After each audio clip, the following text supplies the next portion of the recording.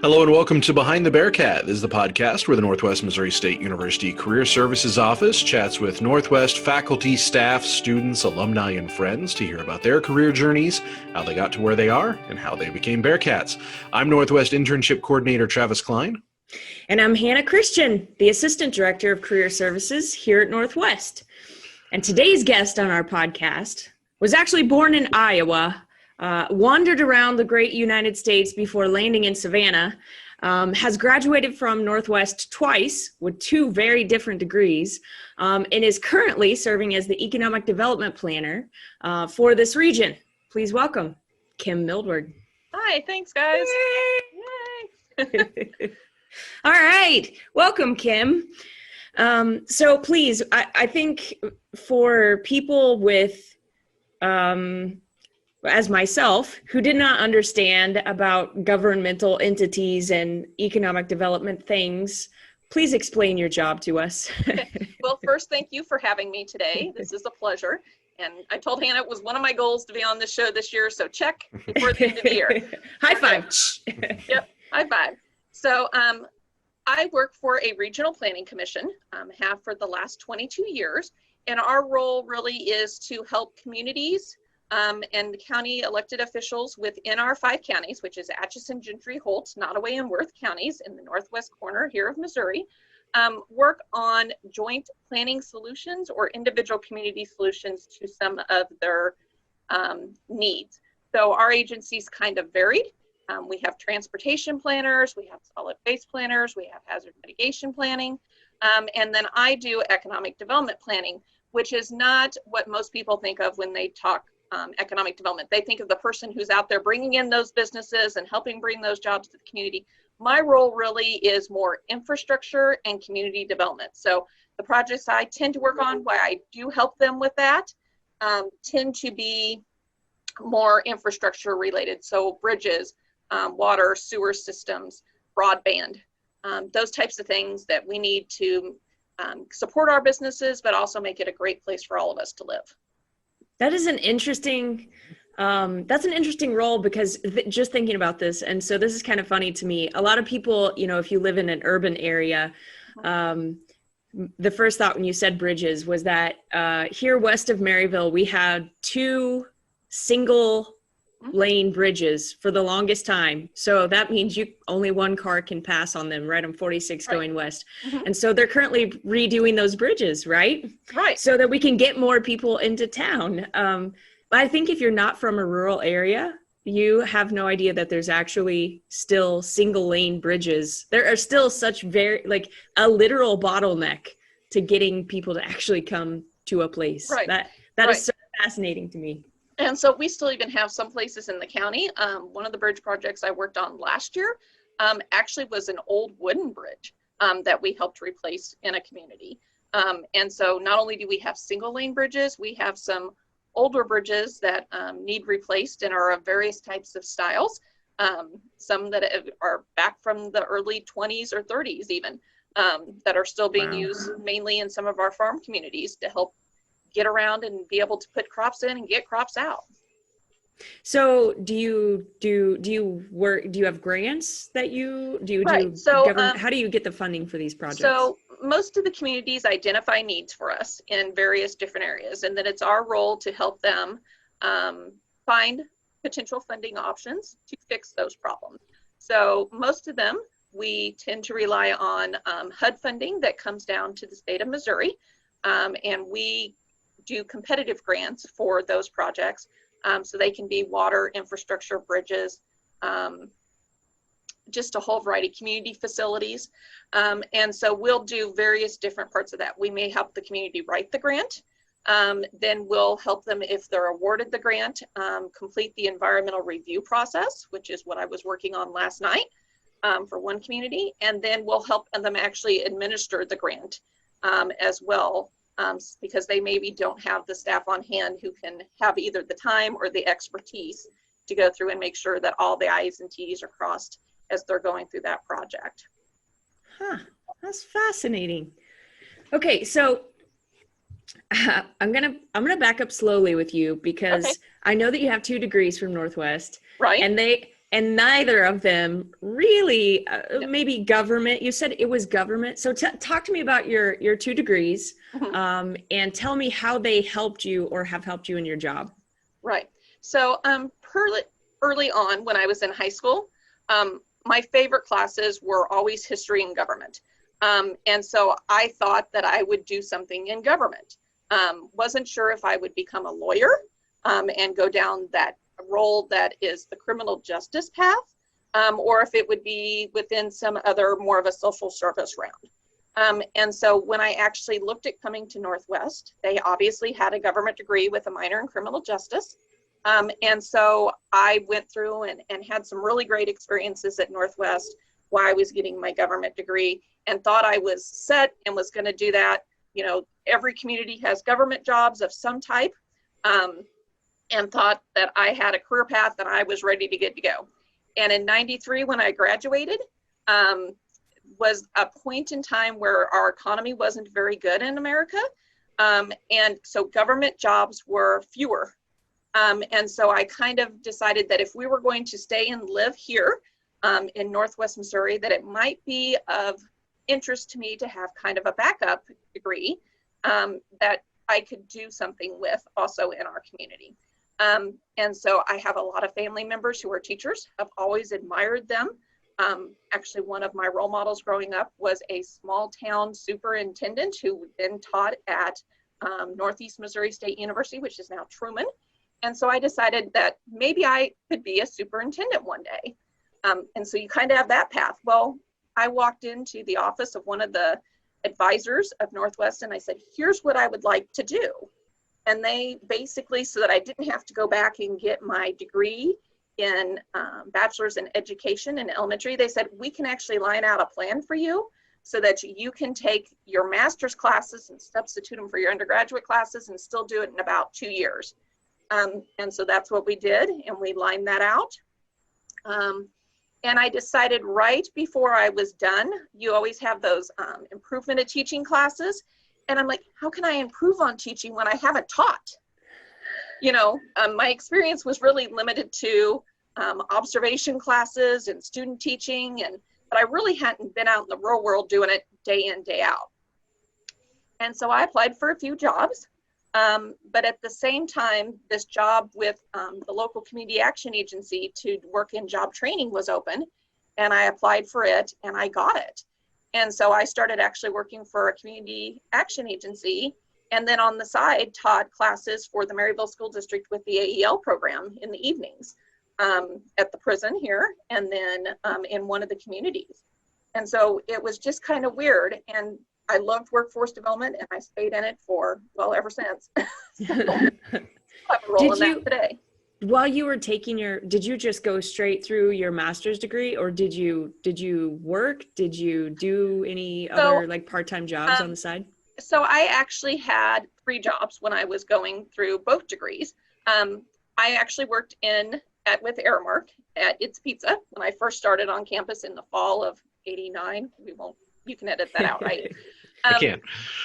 But so I worked for It's a Pizza for a little while. And then I decided that I was going to get into one of the office settings. And so I actually worked for the Dean of Students office and worked with all the paperwork that is necessary for our international students to come. So I would have to run over to the library once a week and look at currency rates and help convert that, and typed back even then on the typewriter and on the carbon forms, and had to make sure they were perfect, all their paperwork that they needed to have to come to school here at Northwest. And so I worked with some very fine people there who have gone on to do other great things across the nation related to higher education. And so I did that. And through there, when I decided that I was going to go back and get my master's, they actually gave me a graduate assistantship, and I managed what is the conference center at the time, which is now, I think, the station.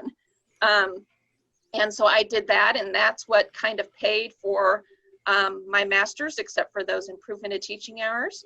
And then on the side of that, I was the president of the campus activity programmers, which I think you guys call SAC, and that paid for 2 years of tuition at Northwest. So I managed to figure out some ways to cut those costs and be able to not have a bunch of debt when I got done.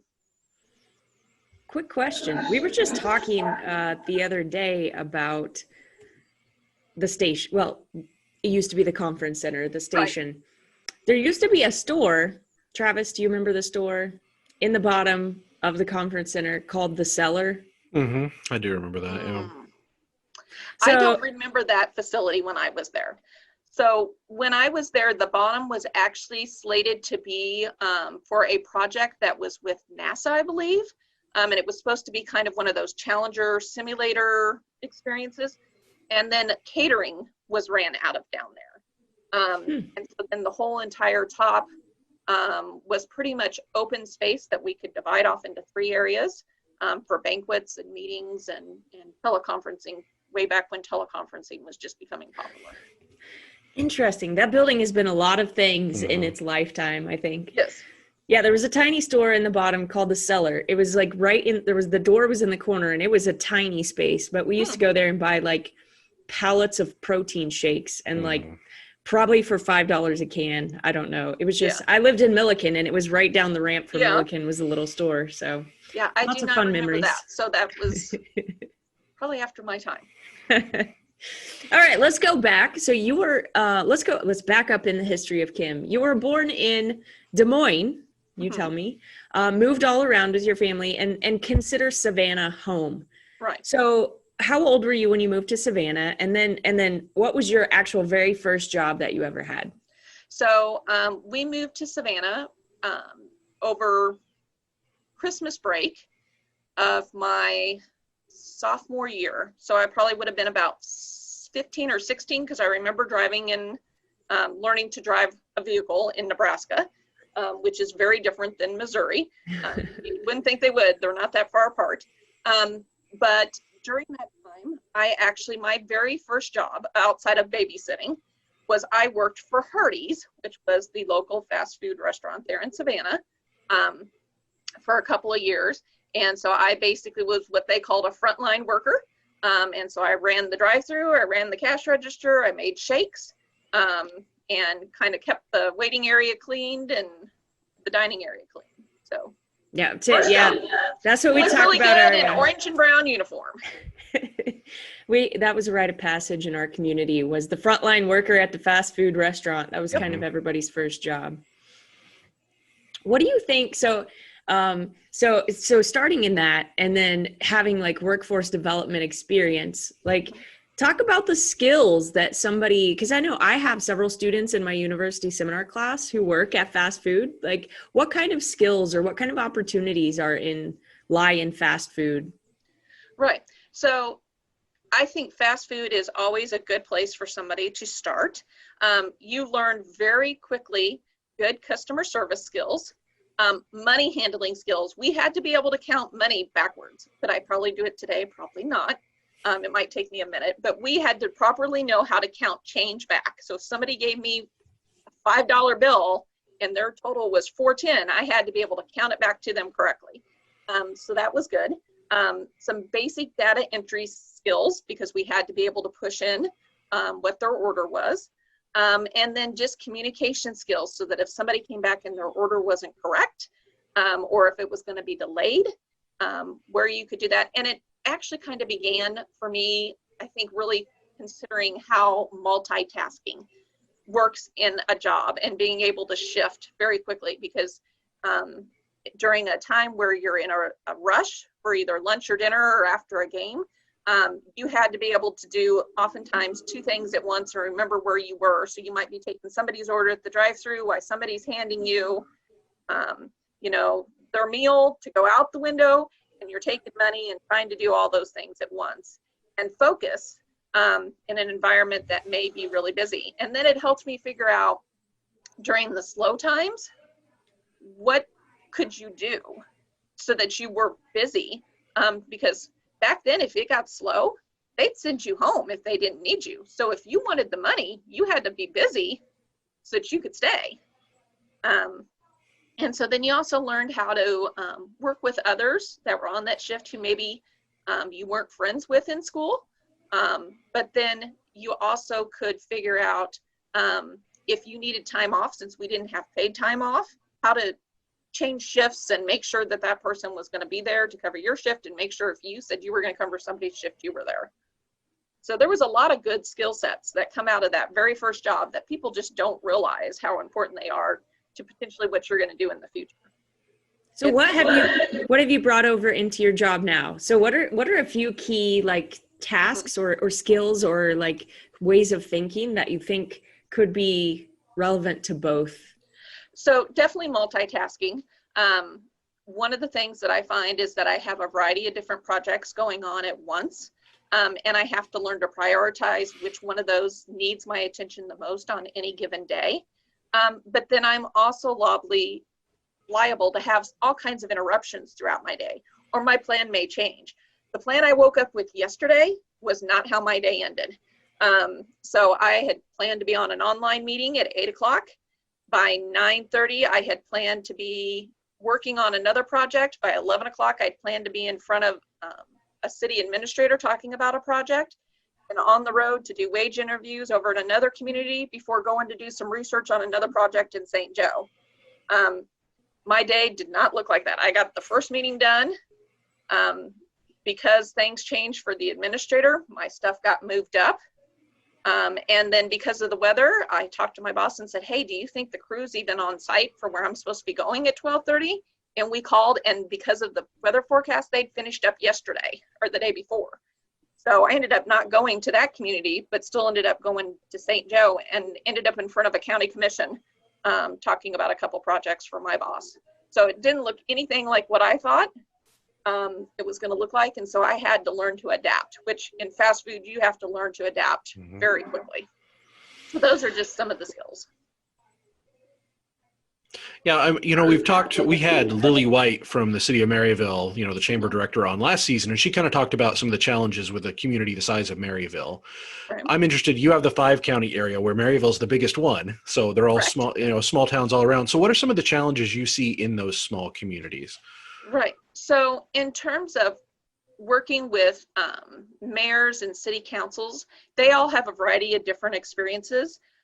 And so they maybe are elected to those positions and they want to do great things for their communities, but they don't have all the background that maybe we have. And even transferring from workforce development to economic development a couple of years ago, there's still a lot of learning that I'm doing. But we are able to work together to figure out hopefully some really good viable solutions for what they want to do.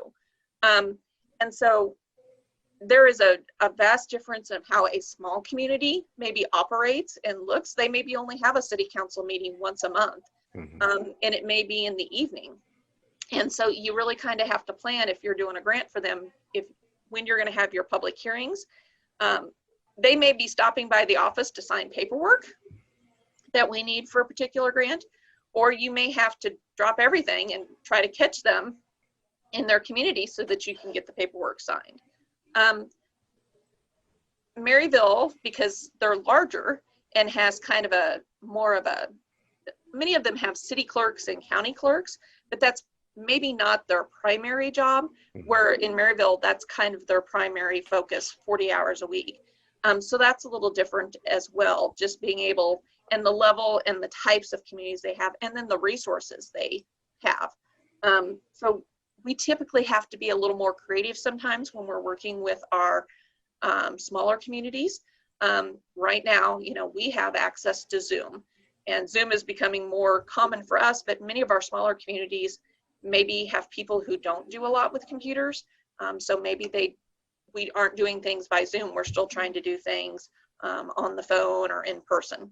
And so it's just a different way sometimes of being open to possibilities and knowing that everything is not one size fits all. Definitely see that. Can I take experiences from one project to another? Yes. But sometimes I still have to even think outside the box of how to work with a community. What are some of the things that you're most proud of working on, or some achievements or some accomplishments, some things that you're really proud of that have happened during your time there? Right. So during the time that I was in workforce development, one of the things that I am most proud of is that I was always willing to work with all of our partners. In workforce development, we all of our stuff that we have that comes through here mainly is subcontracts. So we're subcontracting with either a workforce development board, like we did for the workforce development board here, to provide services to our residents. And so one of the things is I was always known as somebody who all the partners could come to if they had a problem and help them solve it. If we had new staff who were with another contractor, they could call me because I had been in the system for a number of years and I had that history, and help them with their training. And so a few years ago, before I decided to take this job, they nominated me for an award at our state association, and I received the Workforce Development Professional of the Year award based on my willingness to partner and help other communities bring up their workforce. And so that's probably one of the best things that I can think of. In terms of, since I've moved over to the economic development field, I'm really excited to see the South Main project. So from Kawasaki to South Avenue, we're going to be doing a large construction project. I was one of the members who helped write that grant for the city of Maryville. And it was the first time they'd made an application and they received it. And that's like a $12 million project, of which $10 million is coming from the federal government, from the highway department. So I'm really excited to see that, even though I'm not on the administration team or working in it day to day. I'm really excited to see how it transforms the entryway to our town. And I think that's a real key point there, is that while you don't necessarily have a role that's publicly visible as far as, like you said, administrating the project or anything, you can feel like you've had a major part in being able to get that project going and get it off the ground by that grant writing process. And some behind the scenes work. I think that's a key. I think that's real important for someone who, you have a sense of pride in your town, and you have a sense of pride in things whenever you are working behind the scenes to get those projects pushed through. Yeah. And so that's, many people, when I ask them where I work, or they say, hey, what do you do? And I try to explain them, they're like, we haven't heard of you guys necessarily. And I'm like, that's because we work in the background. So the communities are the ones that we allow to take the credit for that. We like a mention. That's always great. We like it when they refer somebody to us to come work with them on a project. But really, we're in the background doing those planning tasks and trying to make it so that it is a better community for their people to live in and their businesses to do business. We're Maryville, for as small of a town as it seems to be for some of our communities. Like you said, Maryville's our largest community. But when you go to other places like conferences, I consider us rural. When I look at a rural conference, I still even have to look at what they consider rural, because they may consider a small town 40 or 50,000.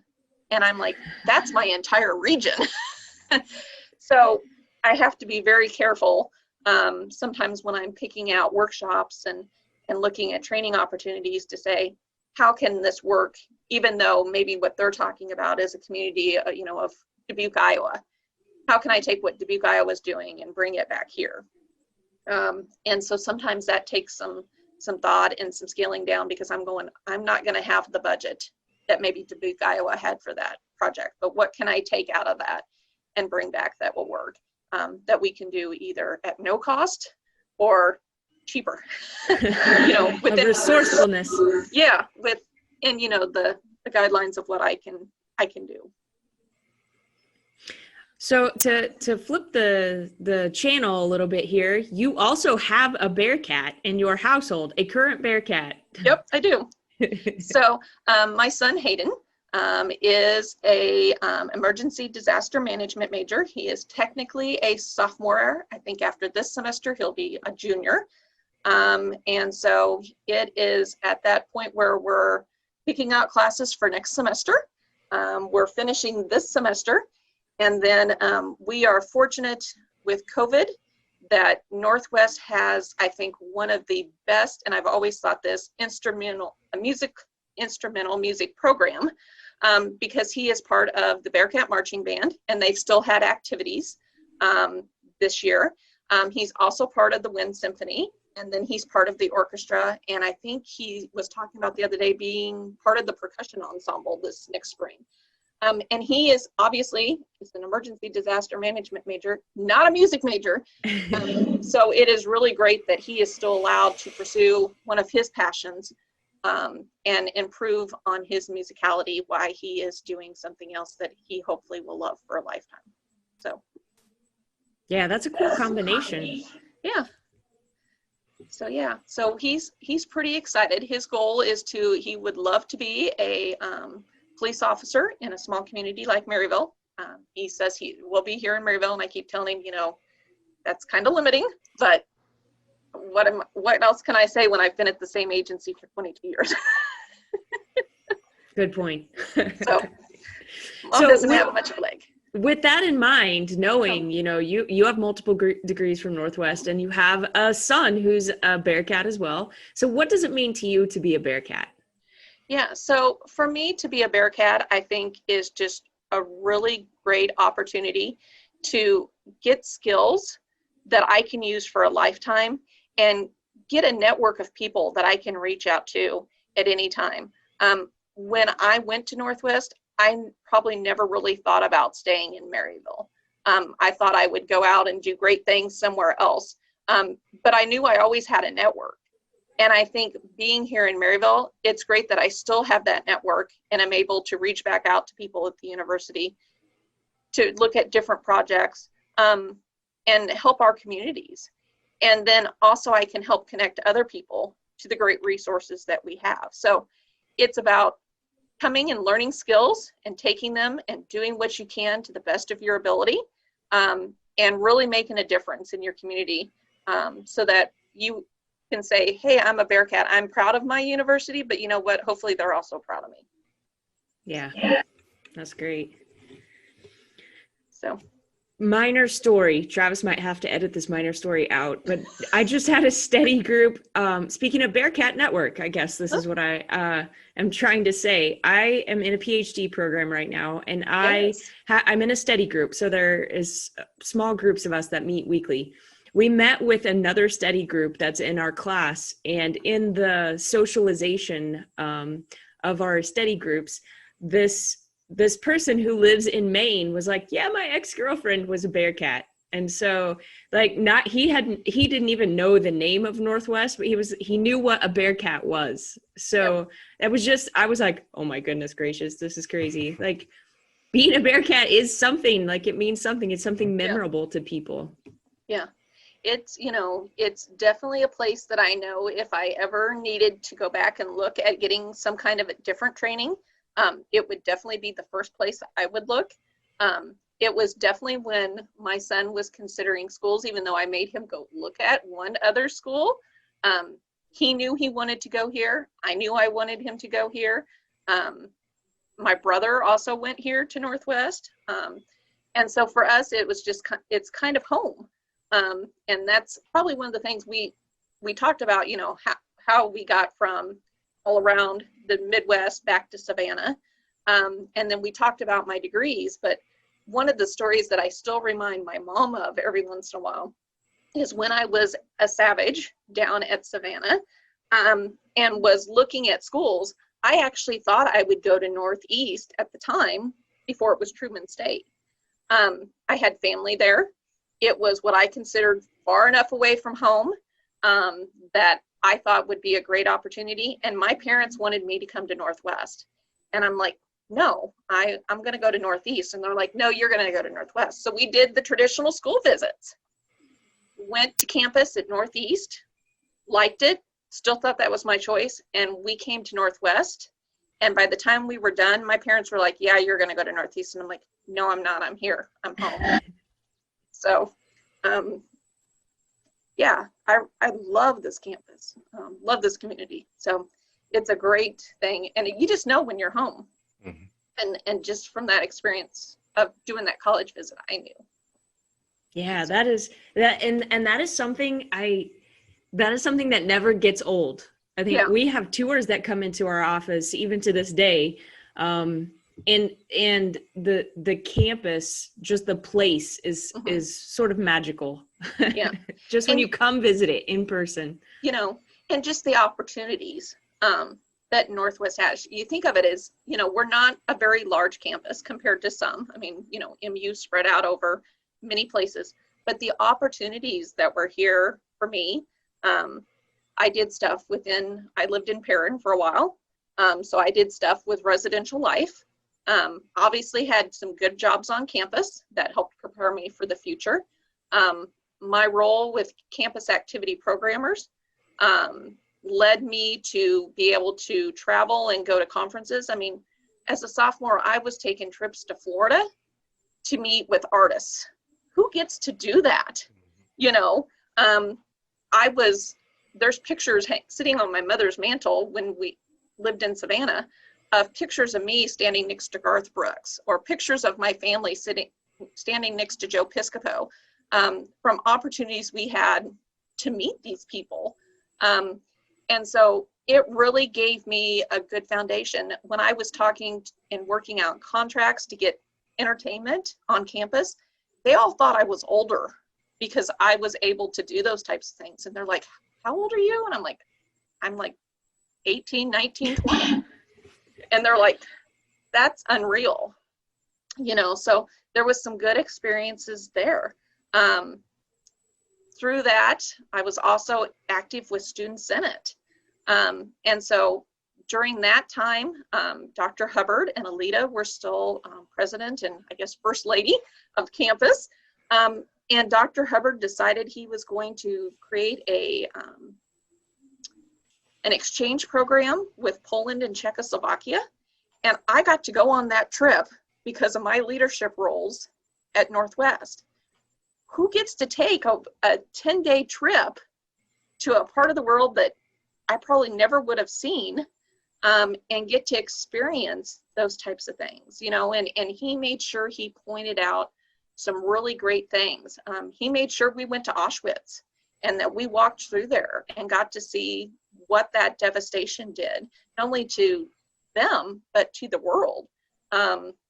We got to see some parts of the world that were struggling.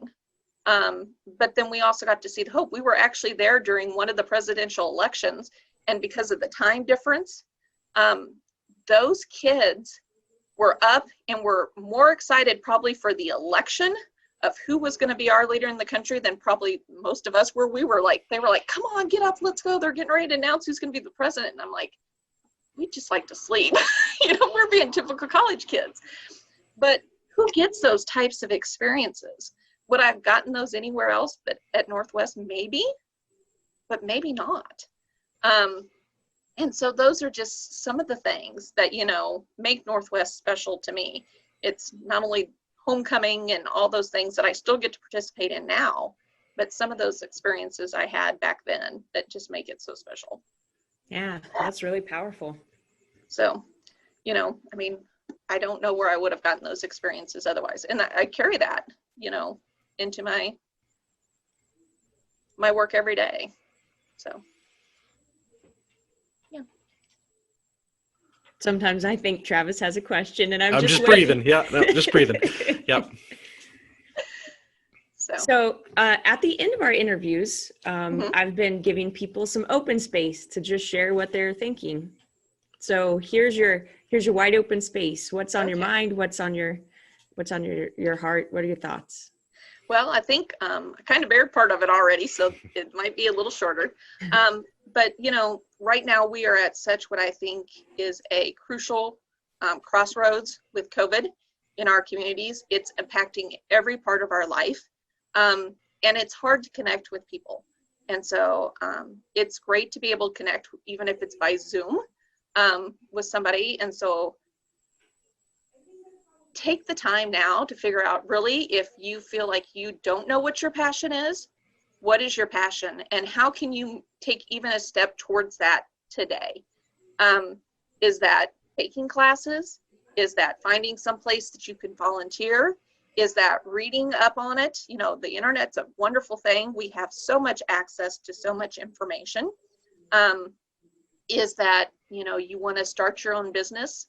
start putting things in place for that? Is it just you see a need in your community and something you want to do, and start figuring out how you can improve that? And that's all we can do.